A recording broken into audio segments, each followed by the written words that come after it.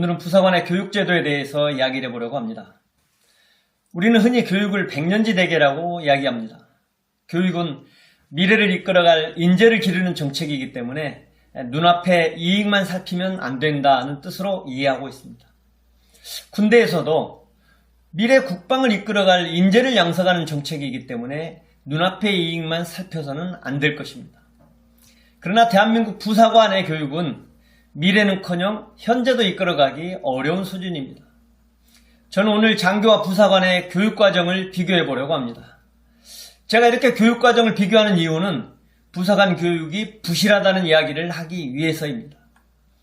양성과정은 크게 차이가 없어 보입니다. 처음 출발은 16주로 비슷하게 교육을 받고 출발합니다.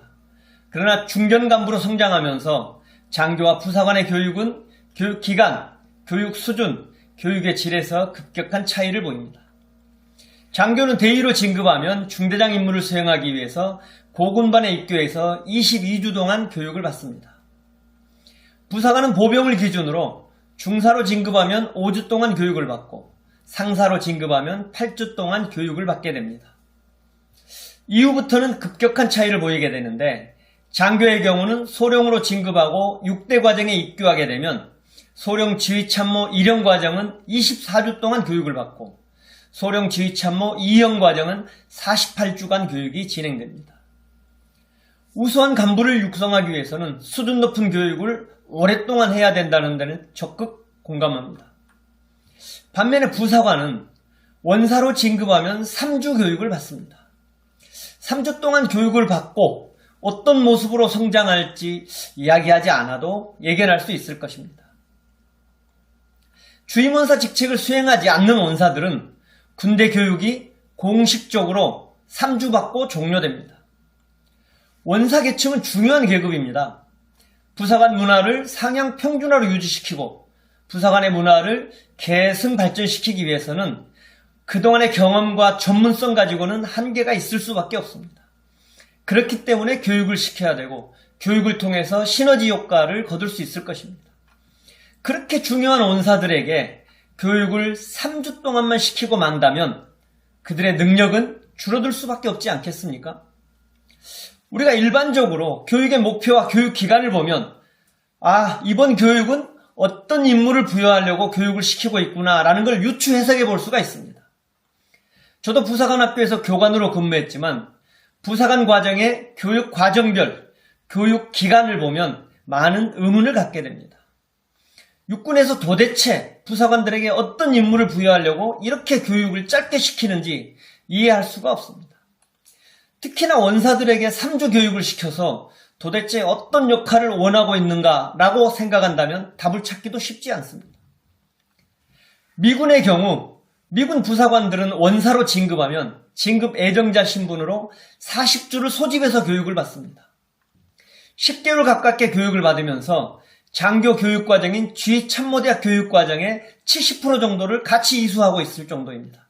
그렇기 때문에 미군 부사관들의 능력과 교육과정을 이수하고 나면 교육훈련의 전문가가 되고 전투기술의 전문가가 돼서 지휘관에게 언제든지 눈높이에 맞게 일반 부대관리뿐만 아니고 수준 높은 전술적인 조언도 가능하게 될 것입니다. 강한 군대는 부사관이 강하기 때문에 강한 군대가 만들어진다고 합니다. 부사관이 강한 군대는 교육의 수준이 높습니다. 이런 측면에서 대한민국 군대도 강군이 되기 위해서는 부사관들의 교육을 재검토해야 될 시기가 되었습니다.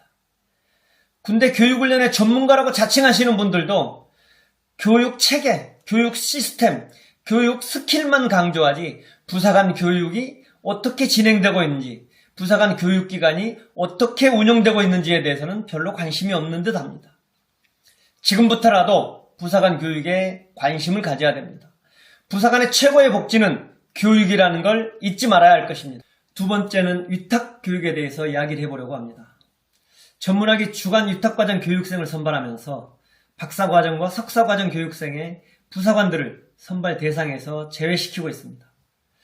장교와 부사관의 신분의 차이는 지켜져야 되고 계급의 존엄성은 반드시 존중되어야 합니다. 그러나 장교와 부사관이라는 신분의 차이를 빌미로 차별해서는 안 된다고 생각합니다. 2021년 언론 보도에 따르면 군 박사학위 교육과정에서 부사관을 배제하는 것은 차별이다. 신분의 차이를 빌미로 하는 차별이다라고 언급하고 있습니다. 국가인권위원회에서도 국방부 장관에게 박사학위를 선발할 때 부사관이 배제되지 않도록 관련 법규, 제도를 개선하라고 권고하고 있지만 여전히 부사관을 선발하지 않고 있습니다.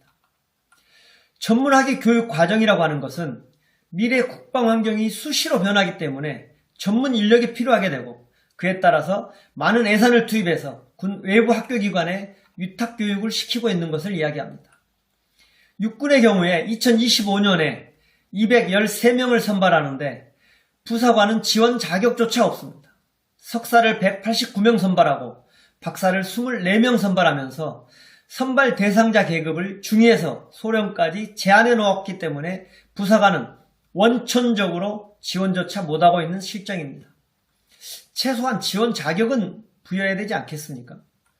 꼭 장교만 뽑아야 된다면 현재 경력 점수가 5점인데 20점 정도로 높여서 장교들만 뽑든지 부사관을 아예 지원조차 못하게 하는 처사는 이해하기 어렵습니다.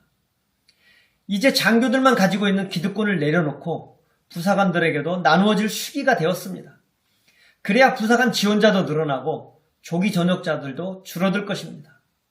이런 차별적인 요소들이 개선되지 않는 상황에서 부사관 지원자를 늘리기 위한 홍보는 시간 낭비고 인력 낭비고 예산 낭비라고 저는 생각하고 있습니다. 국방부에서 부사관을 제외하고 장교를 박사학위에 꼭 뽑아야 되는 이유로 전문 인력 활용지기에 인재를 양성하고 있기 때문에 장교만 선발해야 된다고 주장하고 있습니다.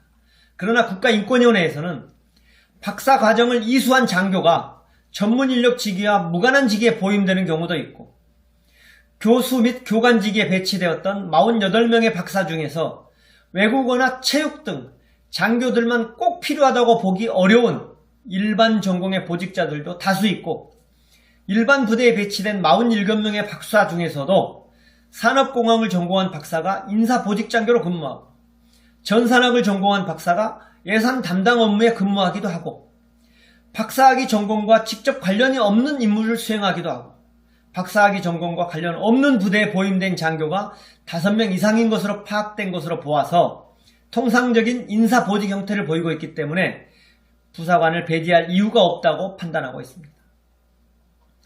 두 번째로 장교만 뽑아야 된다고 주장하는 국방부의 논리는 박사과정은 교수요원과 정책부서 근무자들이기 때문에 장교만 선발해야 된다고 주장하고 있습니다. 그러나 인권위원회에서는 전문 인력이 가장 많이 활용되고 있는 분야가 교수 교관요원인데 2021년도를 기준으로 볼 때 국방대학교 교수요원 중에서 장교가 아닌 비율이 45%나 되고 각군 사관학교도 장교가 아닌 교수요원 비율이 23%나 이루고 있기 때문에 교수요원과 정책부서 근무자를 핑계로 박사과정에서 부사관을 배제할 이유가 없다고 판단하고 있습니다. 세 번째로 국방부는 전문 인력 직무 특성상 장교만 선발해야 된다고 주장하고 있습니다. 그러나 인권위원회에서는 장교와 부사관, 군무원 등은 계급이나 책임에 있어서 차이가 있을 뿐이지 해당 분야에 종사하는 것은 동일하고 일부 영역에 있어서는 부사관들의 전문성이나 실무 역량이 더 중요한 경우도 있기 때문에 부사관을 전면적으로 배제하는 것은 신분을 빌미로 불이익한 대우라고 판단하고 있습니다. 대한민국 헌법 제11조 제1항에는 다음과 같이 규정하고 있습니다. 모든 국민은 법 앞에 평등하다. 누구든지 성별, 종교 또는 사회적 신분에 의하여 정치적, 사회적, 경제적, 문화적 생활의 모든 영역에 있어서 차별받지 아니한다고 규정하고 있습니다. 국가기관인 국가인권위원회에서도 국방부에서 전문학위 교육과정에서 장교만을 대상으로 선발하는 것은 부사관들의 평등권을 침해하는 것이고 교육과정 선택에 있어서 자기 결정권과 직업 선택의 자유를 제한하는 것이라고 판단했습니다. 그러면서 합리적인 이유 없이 불이익을 주어 평등권이 침해되지 않도록 국방부에서 관련 법규와 제도 개선이 빨리 이루어지길 바란다고 권고하고 있습니다. 부사관만이라는 이유로 차별받지 않는 대한민국의 군대가 조금이라도 빨리 정착되기를 기대해 봅니다. 그래서 군복을 입고 부사관으로 근무했다는 것을 자랑스럽게 생각하고 부사관의 자녀들도 우리 부모님이 부사관으로 오랫동안 국가를 위해서 헌신했다는 것을 자랑스럽게 생각하는 대한민국의 군대 문화가 빨리 정착되기를 기대해 봅니다. 지금 이 순간에도 최전방 철책선에서, 바다에서, 하늘에서 불철주야 어려운 여건 속에서도 임무 수행을 묵묵히 해오고 있는 우리 수많은 부사관들의 헌신이 있기에 대한민국의 평온함이 유지될 수 있다고 생각합니다. 육해공군 해병대 부사관 여러분 응원합니다. 감사합니다.